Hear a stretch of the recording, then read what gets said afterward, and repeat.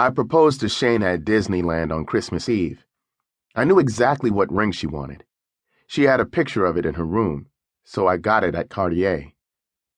It was a 4.5-carat diamond ring called the Luna that cost $150,000, so it would have been ideal to have an armored truck deliver it.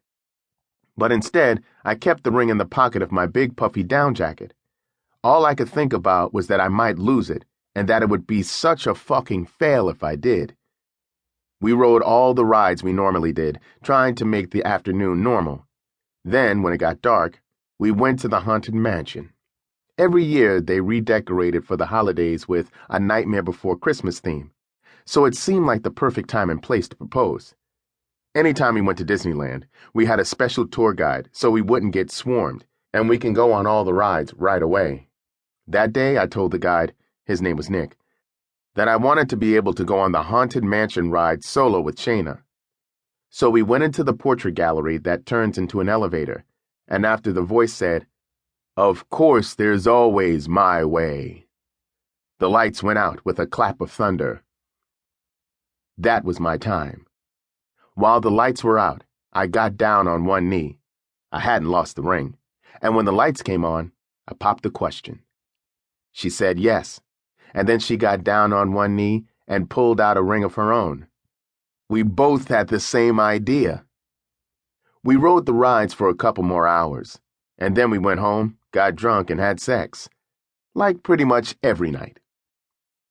The difference was, that very night Shayna started planning the wedding. Soon, she was filling up every day we spent together with wedding planning.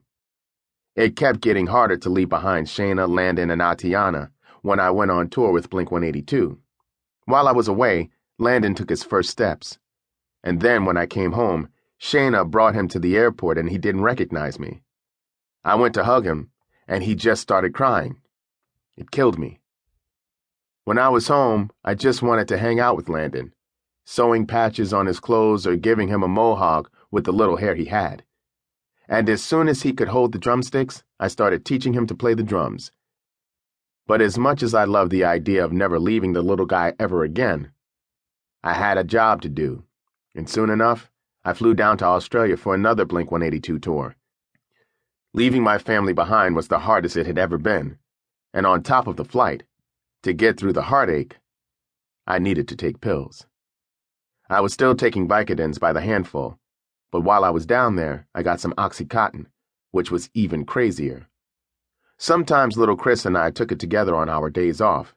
We'd be hanging out on a couch in my hotel room getting blurry. When I took Oxycontin, it felt like my face was melting, and that I was poured into a flat puddle all over the couch. Little Chris was supposed to be looking after me when I did pills. I always used to say, "Dude, hit me if I don't wake up." Now that little Chris was doing them with me, he'd say, "Sure, you do the same thing for me, dude." And then we'd pass out together. So I paid Jake, one of our security guys with Blink, to sit up with us and make sure we were still breathing. Jake was sober, so his job was to hang out all night and make sure we didn't die. While we were in Australia, Blink filmed the video for Always, the 4th single off the Untitled album. The video was about all 3 of us dating the same girl, played by Sophie Monk. She was a singer and a model, and at the time, she was the it girl in Australia. In the treatment, I was the one who made out with Sophie. And Shayna was so pissed. "Why did they pick you?" she demanded. "I don't know, baby. That's how they wrote it. I got to kiss the girl, whatever." And of course, I wasn't mad about kissing Sophie. But I was a gentleman. I only kissed her when I was supposed to. It's weird kissing on a video. It's not the same when there's a bunch of people watching with cameras and lights, and somebody telling you, "Okay, put a little more into it." But even with all that, it was fun. We could have hung out afterward, but I bowed out. I was getting married. I got home from Australia after a 19-hour plane ride, out of my mind on pills, totally Xanaxed out. It was November 14th, 2004, my 29th birthday. Shayna picked me up at LAX and said she was taking me out to dinner, which was cool.